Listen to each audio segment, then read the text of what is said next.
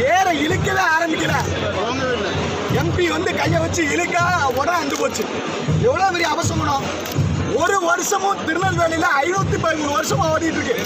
518 வருஷத்துல ஒரு வருஷம் கூட இப்படி ஆனது கிடையாது. இந்து சமய அறநிலையத்துறையினுடைய மிகப்பெரிய ஒரு செயல் குறைபாடு தான் காரணம். பல வருஷமா இந்த வடத்தை மாத்துங்கன்னு சொல்லியாச்சு.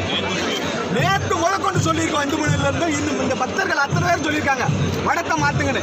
2 வடை அந்த இருக்கு, 3 வடை இருக்கிறது, 4 வடை. 4 வடத்துல 3 வடை அந்த போச்சு. இவங்க என்ன திருவிழா நடத்துறாங்க? உண்டியல் வச்சு வசூல் பண்றாங்க, குத்தகை வசூல் பண்றாங்கல்ல, வாடகை வசூல் பண்றாங்கல்ல, கோடி கணக்கில் மாசம் நெல்லையப்பர் உண்டியல்ல வருமானம் வருதுல்ல. இந்த வருமானத்துல என்ன பண்றாங்க? ஒரு வடத்தை வாங்கி போட வழி இல்லையா? கோயிலை விட்டு மேல வெளியில போங்க. கோயிலை பராமரிக்க முடியாத அரசாங்கத்துக்கு கோயில் என்ன வேலை?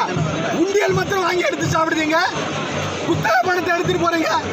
கேவலமா இருக்குங்க. இத்தனை லட்சக்கணக்கான மக்கள் நிற்கிறான், நேரலி கேட்க வந்திருக்கா. 3 வடை அந்து போயிருக்கு. நேர் நிலையத்தை விட்டு 1 இன்ச்சு கூட நாங்கிட்டு வரலாம், அதுக்குள்ளே வடை அந்து போச்சு. இதே கொஞ்சம் தள்ளி போற வழியில இழுத்துட்டு இருக்கும்போது அந்து போயிருந்தா எத்தனை உயிர் சேதம் ஏற்பட்டிருக்கும். அறநிலையத்துறைக்கு இதை பத்தின அக்கறையே கிடையாது. ரொம்ப வேதனையா இருக்கு. கோயிலை இவங்க தமிழ்நாடு அரசாங்க கையில கோயில் இருக்கு. அரசாங்கத்தினுடைய கோயில் கையில இருக்கனால இந்த லட்சணம். எவ்வளவு பெரிய அவசகுணம். மக்கள் அத்தனை பேர் வருத்தப்படுதான். அவன் காலையில 5 மணிக்கு 4 மணிக்கு எந்திரிச்சு 6 மணிக்கு நெல்லையப்பர் தேர் இழுக்கலான்னு வந்திருக்கான். எவ்வளவு பெரிய அசிங்கம். ஒரு வடத்தை பராமரிக்க கூட அறநிலையத்துறைக்கும் தமிழ்நாடு அரசாங்கத்துக்கும் துப்பு இல்ல.